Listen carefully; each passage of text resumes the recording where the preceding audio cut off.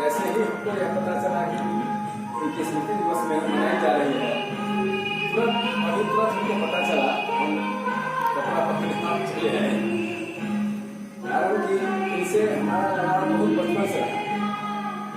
सौभाग्य था हमारा कि हमारे बगल में एजुकेशन ऑफिस था और उसमें विद्यालय प्रतिष्ठा के कार्यालय में ये अवस्थित थे और बचपन से हम इनको जानते। हम अपने बचपन काल से ये प्रौढ़ थे, हम अपने बचपन काल से जानते हैं। 70 के आसपास, 70 से 70 के आसपास। तो इनका विशेष गुण था सरलता, सहजता और वाणी में मधुर, यही इनका विशेष गुण था। और इस बात के लिए हम इनको बहुत अच्छा काम कर रहे हैं। ये हर लड़के को करना चाहिए जो इन्होंने किया है। आज इस अवसर पर मेरे मन की जो भावना मैं इतना कहना चाहता हूँ, काशी गए, मथुरा गए, वैष्णो देवी और वृंदावन गए, हरिद्वार में पूजा अर्चना की, तो सारी पूजाएं अर्चनाएं कम पड़ेगी जो अपने माता पिता को अपने दिल में बसाते हैं और उस भावना के अंतर्गत वो भावना छलकती है। और मैं तो धन्यवाद देता हूँ संजय जी को, इस तरह का एक परंपरा अपने माता पिता को याद करने का चलाया है। ये समाज में जाए, हर बच्चे में ये संस्कार आए, क्योंकि हमारे माता पिता ही ऐसे दोस्त, मित्र और रिश्तेदार हैं। बाकी जितने भी मित्र, जितने भी रिश्तेदारी है, बात की रिश्तेदारी होती है, लेकिन माँ एक ऐसी परमात्मा का अमोल कीर्ति है जो सभी रिश्तों से ऊपर है। और चाचा भूपेंद्र आज हमारे बीच में नहीं है, लेकिन उनकी यादें बिल्कुल ताज़ा हो जाती है, उनका तस्वीर छप जाती है। जब हम बचपन से निकलते थे स्लेट लेकर के स्कूल में पढ़ने के लिए, तो उनका चेहरा रोज सामने आता था। ऐसा लगता था संस्कारी। कहते हैं कि मूर्ति तो चली जाती है, लेकिन पुत्र अगर सही मिल जाए तो कीर्ति अमर कर जाती है। आने के लिए मैं धन्यवाद करता हूँ। देखिए, जीवन में माता और पिता का ऋण जो है सो उससे कभी भी संतान मुक्त नहीं होता है। हम लोग हिंदू सनातन संस्कृति में भी मातृ पूजा या पितृ पूजा का बहुत बड़ा महत्व है। कोई भी शुभ कार्य के पहले हम लोग मातृ पूजा की शुरुआत होती है, जिसको बहुत कम लोग जानते हैं। कभी हम चलते हैं, राह चलते हैं, ठोकर लग जाती है, गिरते हैं, तो पहला शब्द माँ या बाप का आता है, अरे बाप रे बाप, बच गए। इसलिए माता और पिता का स्थान जो है सो हृदय में है। जो संतान अपने पूर्वजों को याद करती है उसको आत्मबल प्राप्त होता है, उसके घर में शांति रहती है। जो पूर्वजों को भूल जाते हैं, माता पिता को भूल जाते हैं, उनके घरों में कला होती है। इसलिए इस कार्य के लिए, पूरी कार्य के लिए विजय तिवारी जी को मैं पुनः धन्यवाद करता हूँ, इनके माता पिता। तो माता जी ओल्ड एज में बीमार रहती थी, प्रॉब्लम हुआ मुझे, तो ये कहते हम तो हती न सेवा करेला। ये कोई भी अहंकार नहीं, कोई भी तरह का मन में पूर्वाग्रह नहीं, वो सेवा करे। हमें याद है, मैं बीमार था तब, मैं अपना जीवन बचपन क्या था, तो हम भीतर महसूस करते थे कि कैसी माँ है और ईश्वर ने कैसा बनाया है। ये विशेषता इनकी माँ। फिर एक क्रम मुझे याद है, उम्र का तकाजा, सब कोई को देखना पड़ता है, धीरे धीरे बीमार होती गई। बीमारी की अवस्था में हमको देखने का मौका मिला। किंतु लास्ट अवस्था में कुछ कार्डियक प्रॉब्लम, हार्ट का प्रॉब्लम, लंग्स का प्रॉब्लम, सब किसी को नहीं आता है। और उसमें देखा हमने कि इतना हिम्मत, स्नेह और शक्ति का मिलन हमने इनमें देखा। कभी कभी मुझे लगता था कि हम दिल शिकस्त हो रहे हैं, कुछ ऑफिस के काम से, कुछ घर के काम से, झमेला के काम से, ये हमको हिम्मत देती थी पूरा पूरा। ये देखा हमने।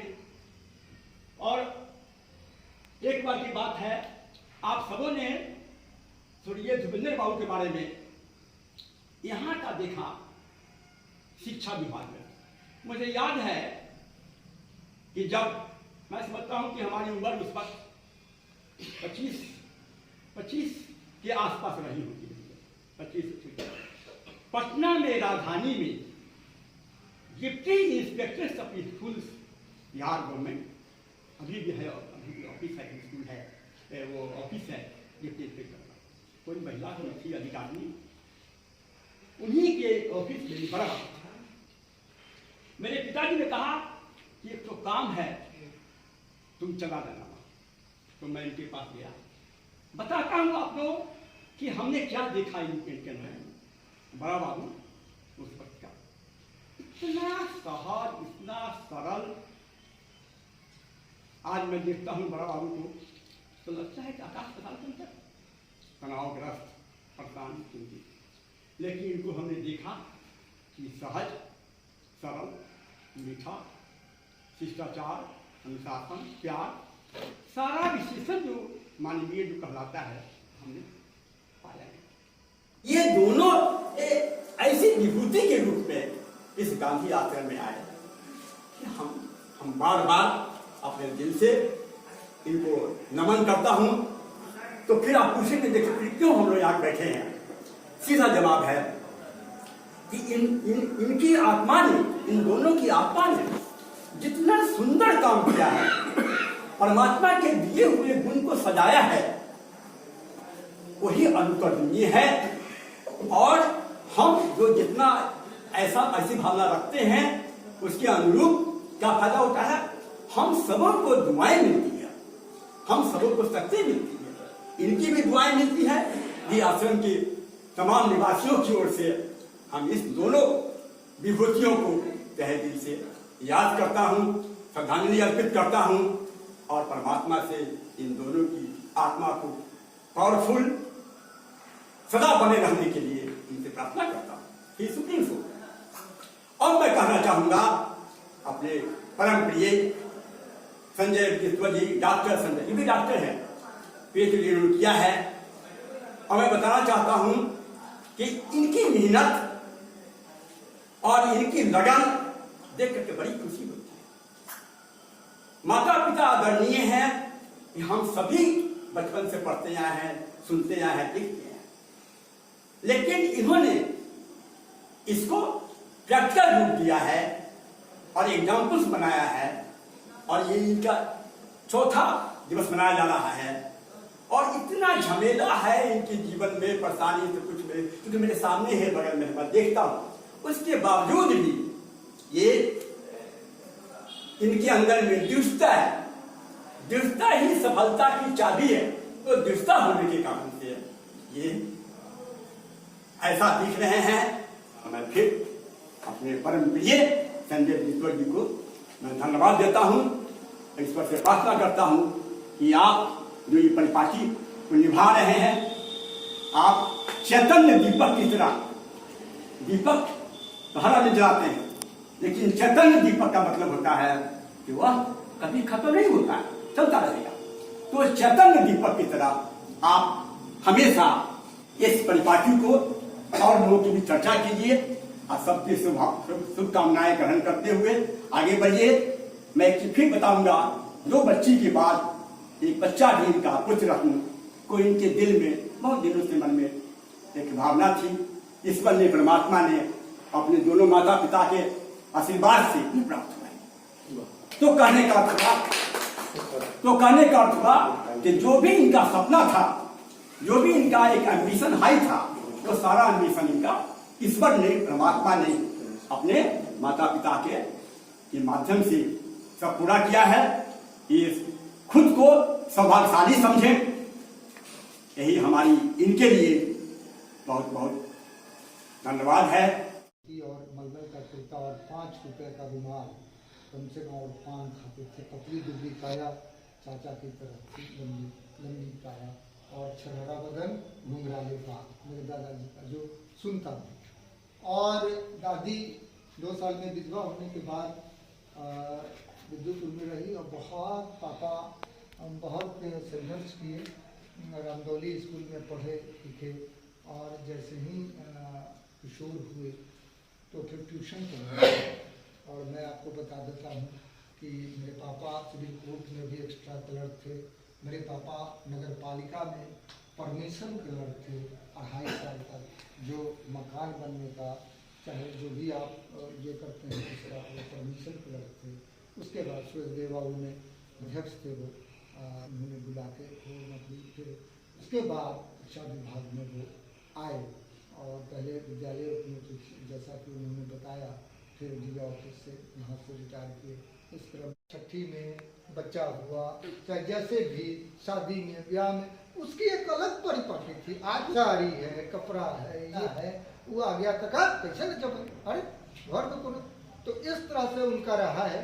ने बहुत बोल्ड मतलब बन के संभाला। मैं तो 2017 में जब वो गई तब भी अंतिम जब मेरे ये कलेजे के पास में उनका प्राणांत हुआ और अम्मा बोले अम्मा हाँ कस के बोली और उनका प्राणांत हो गया। उसके बाद लगा कि मेरी जिंदगी पिताजी के जाने के बाद जो माँ ने बल दिया था और लेकिन लगा कि सब कुछ खत्म हो गया, क्योंकि माँ इतने लोकप्ती मुहावरे और हिम्मत न हार प्रभु को पुकार वही तेरी नैया लगावेगा पार। क्या हुआ है, कौन है, इस तरह से।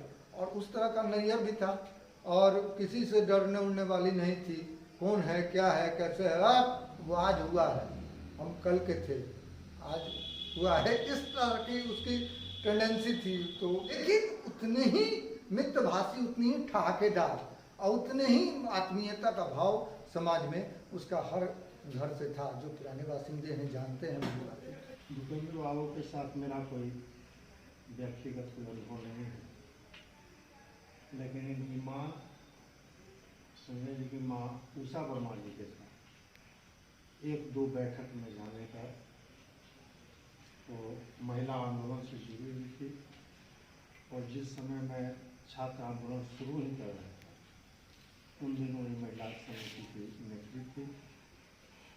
बाद के दिनों में अपने पुत्र के मृत्यु के बाद तो महिला आंदोलन से बिछड़ गई और हम लोग भी छात्र आंदोलन से हटने के बाद धीरे धीरे संबंध हो गए। लेकिन वो अपनी भानु महिला थी और समाज के लिए अच्छा करने का प्रयास, महिलाओं के हित में अच्छा करने का सोच रखती थी, लेकिन परिस्थिति बस वो कुछ नहीं कर सकी। उनके प्रति हमारा जो बहुत खुशी होती है हमें जब मैं ऐसे कार्यक्रम करते किसी भी आदमी को मैं देखता हूँ, बहुत अच्छा लगता है। देखिए आज की जो परिपाटी है, परिचलन है, तो इसमें इस तरह के कार्यक्रम करना या माता पिता के प्रति श्रद्धा रखना, आज लगभग लोग ना अपने बच्चे को सिखाते हैं और ना ही बच्चे सीखते हैं परिवेश के लिए। एक बड़ी अच्छी बात मैं कहता हूँ, हम अपने बच्चे को एजुकेशन देते हैं लेकिन लोग समझ नहीं पाते हैं कि it is a kind of education और ओनली इंफॉर्मेशन। तो मैं समझता हूँ कि आज जो भी लोग गेन कर रहे हैं वो सिर्फ और सिर्फ भाई मेरी समझ say that is only a kind of information, not only education. जब तक हम अपने एजुकेशन में मोरलिटी को नहीं जोड़ेंगे, अब वो तो इंफॉर्मेशन है, हमने अपने बड़ों से कुछ सीखा है, बच्चे मेरे पास आते हैं, मैं उनको पास आउट कर देता हूँ, तो वो इंफॉर्मेशन हुआ। तो जब तक हम इंफॉर्मेशन के साथ मोरलिटी को नहीं जोड़ेंगे, that will be not equal to education. बच्चे को मोरल लेसन भी जरूर देना चाहिए। देखिए जापान हमें कार बनाना सिखा सकता है, संस्कार हम भारतीय ही जानते हैं। हम उस परिपाटी के रहने वाले या हम उस संस्कार में जीने वाले लोग हैं। जब जहाँ पे तुलसीदास ने लिखा है प्रातः काल उठे रघुनाथ माता पिता के मनाओ रघुनाथ, तो हम उस परिपाटी में जीने वाले हैं जो हर सुबह उठ के अपने माता पिता को याद करते हैं और पैर छू के प्रणाम करते हैं। कितनी अच्छी बात है जब हम माँ बाप को अपने आप को याद करते हैं। और इससे बड़ा खैर मैं तो मानता हूँ इस पृथ्वी में अगर कोई शुभचिंतक है सबसे बेहतर है तो माँ बाप है। इससे बड़ा कोई शुभचिंतक हो ही नहीं सकता। कभी नहीं हो सकता। और जो लोग इस सोच से अलग हटते हैं वही दुख के कारण होते हैं। और संजय जी इस मामला में बहुत अच्छे लोग हैं, क्योंकि इस तरह की ये कार्यक्रम करते हैं। और हमें ये गर्व है कि हमें चाचा का भी प्यार मिला। मैं जब यहाँ पे आया था संजय जी से मिलता हुई, जब अर्ली स्टेज में लोग जिनसे मैं मिला संजय जी थे उसमें, फिर उनके साथ कुछ दिन बाद तो वो दिवंगत हो गए, फिर चाची का स्नेह प्यार तो मिला है। मैं इनके यहाँ तो बराबर हम संजय जी के साथ बैठते थे, विचार होती थी, तो बहुत अच्छा मिला। और ये हम चाहेंगे कि हम सभी लोग अगर इस चीज को अपने बच्चे के जो शिक्षा देते हैं उसमें मोरालिटी को भी जोड़ते हैं, तो निश्चित रूप से हमारे बच्चे भी संस्कारवान हो गए। देखिए, एक बार मैं तहे दिल से ये दोनों दिवंगत आत्माओं को अपनी श्रद्धांजलि में प्रस्तुत करता हूँ। और मैं संजय जी को इस बात के लिए धन्यवाद देता हूँ कि आप इस कार्यक्रम को करके और कम से कम ये समाज में ये चीज प्रदर्शित करने का प्रयत्न कर रहे हैं। माँ पिता से बढ़ के कुछ नहीं है। भारतीय संस्कृति के परंपराओं को अक्षुण्ण रखने का उन्होंने प्रयास किया। माता पिता का सेवा करना, उनकी मृत्यु के उपरांत उनके सत्कर्मों की चर्चा करना एक अच्छा अभ्यास है। ये काम हम अपने माता पिता के लिए नहीं कर रहे होते हैं, अगली पीढ़ी के लिए कर रहे होते हैं। This is the way to transfer the culture to the next generation. काफी लोगों ने बोला है, समय हो रहा है, मैं 2-4 चीजें रखूंगा। इनकी माताजी तो कुछ ही साल पहले गुजरी है और उनका वात्सल्य स्नेहपूर्ण व्यवहार सब लोगों ने देखा है। भूपेंद्र बाबू के साथ मेरा थोड़ा सा इंटरेक्शन रहा है। जब मैं इस मोहल्ले में 84 में आ गया था और मैं 80 के दशक के अंत में जब गांधी आश्रम में खादी भंडार के पीछे श्री राम बिछरा जी के मकान में रहता था, तो विजय बाबू के ही भांजे मंटू जी ने उस जमाने में एक इनोवेटिव स्टेप लिया था। उन्होंने एक स्कूल खोला था। चलिए वो स्कूल किसी कारण से बंद हो गया, बहुत सारी चीजें साकार नहीं हो पा रही। गाड़ी नहीं थी, मेरी उम्र भी ज्यादा नहीं थी, लेकिन भूपेंद्र बाबू को मैंने वहां पे एक कर्मठ शिक्षक के रूप में कार्य करते देखा। स्कूल छोटे बच्चों का था, तो एक राजकीय सेवा से सेवानिवृत्त व्यक्ति, पैसा उनके लिए कोई बहुत बड़ा मुद्दा नहीं था, और आए और छोटे बच्चों के साथ घुल मिल के उनको पढ़ाने की कोशिश करें। उनकी माता जी तो रही है, महिला आंदोलन से भी जुड़ी रही हैं, सजग महिला थी, उनकी आवाज अभी भी मेरे कानों में सुनाई देती है।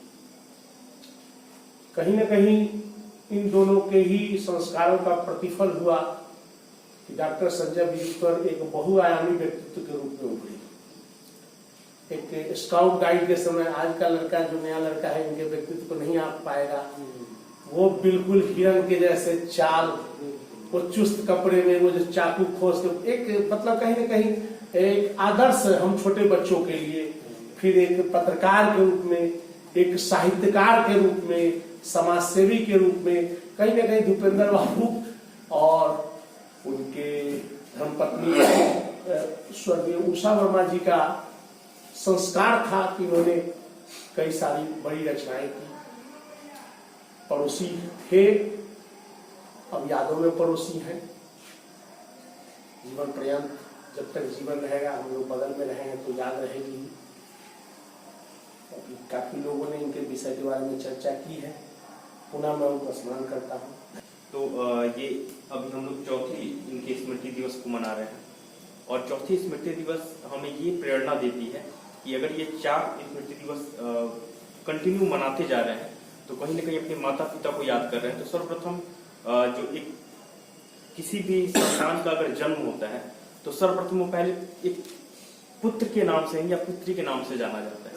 लेकिन हम जो युवा हैं, हम लोग ये प्रेरणा मिलनी चाहिए कि जब एक पुत्र या पुत्री अपने माँ बाप के लिए आदर्श मानेगा अपने माँ बाप को, या फिर वो अपने कर्म से माँ बाप के लिए सही रहेगा, तभी वो आगे चल के जो भी रिश्ता है, जैसे आगे चल के वो फिर पिता बनता है, किसी का पति बनता है, तो जब तक वो एक अच्छा पुत्र नहीं बनेगा तब तक वो आगे का किसी रिश्ते को वो नहीं सही ढंग से वो निभा पाता है। तो विशेष मुझे अभी तक आप लोगों की बातों से यही समझ आया, और आप लोगों ने जो भी कहा वो हम लोग स्वीकार कर रहे हैं, युवा पीढ़ी, और इस चीज को हम लोग आगे लेके भी चलेंगे। और उनकी श्रद्धा सुमन को मैं करता हूँ। मैंने उन्हें चेहरे पर कभी शिकन नहीं देखा, उनके माँ के चेहरे पर या पिता के चेहरे पर कभी शिकन नहीं देखा कि वह कष्ट। बराबर मुस्कुराते रहते हंसते रहते, किसी से मिलते थे पहले हाथ जोड़ के बात करते, ये थे वो। उनकी माँ तो मैथिली थी, गीत गाती थी, यहाँ की गायक गाती थी, सब फल इतना फल सब यहाँ होता था, सब में जाती थी शादी ब्याह में। उनकी माँ को तो मैं बहुत अच्छी जानता हूँ, हमारे यहाँ बराबर आती रहती, उन्हें मैं प्रणाम करता हूँ। और स्मृति में आप लोगों ने जो भी दया किया उसके प्रति मैं आभार व्यक्त करता हूँ। ईश्वर जी को मैं बार बार कहता हूँ कि अपने माता पिता का याद कर रहे हैं, उसके लिए हम आप सदा जब भी कुछ राय लेते हैं, घर बना रहे थे तो मैं पूछे कि पिताजी के नाम पर क्या है, मैंने स्मृति भवन लिखी, हमारे पिता स्मृति भवन इन्होंने लिखा मेरे सुझाव को, इन्हीं शब्दों के साथ चलानी करता हूँ।